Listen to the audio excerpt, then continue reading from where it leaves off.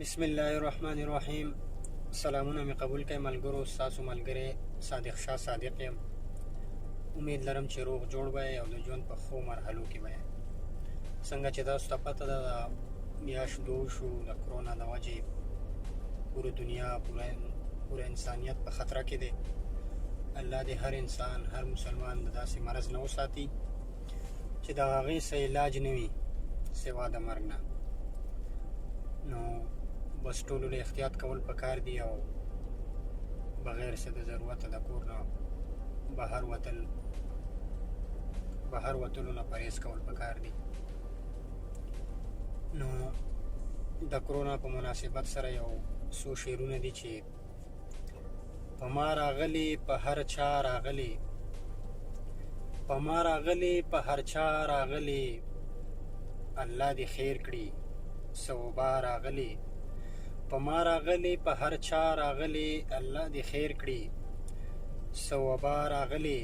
او بس د قیامت سالامي دي چې دي، بس د قیامت سالامي دي چې دي، نورې راځي که نه خدا راغلي. بس د قیامت سالامي دي چې دي، نورې راځي که نه خدا راغلي. او څوک چې هر څه خو ما ښه ولیدل، څوک چې هر څه خو ما ښه ولیدل، د لارې منځ له نن دنیا راغلي.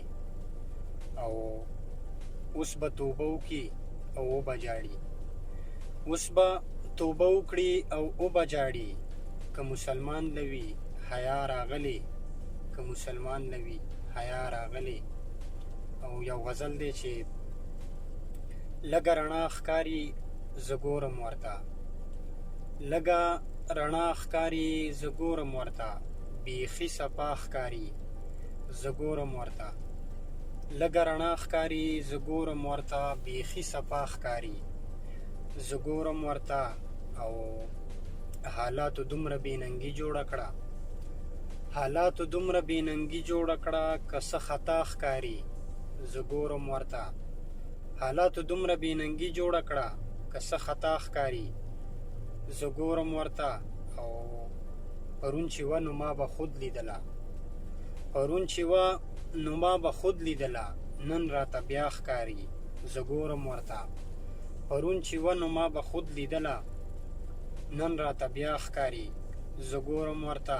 او زه ورته وسوځم نو خود به سوځم، زه ورته وسوځم نو خود به سوځم، څوک په خندا ښکاري زه ګورم ورته.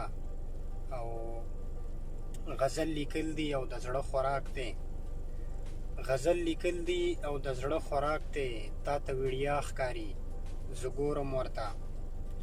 غزل لیکل دي او د زړه خوراک دی، تا ته وړیا ښکاري زه ګورم ورته. او لکه د ګل چې داسې ستا ځواني وه، لکه د ګل چې داسې ستا ځواني وه، اوس خو تباه ښکاري زه ګورم ورته. لکه د ګل چې داسې ستا ځواني وه، اوس خو تباه ښکاري زه ګورم ورته.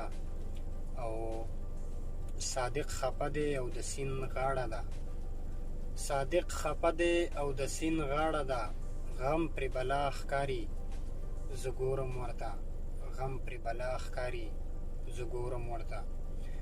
او د راتلونکي پروګرام پورې په لوی الله سپارم.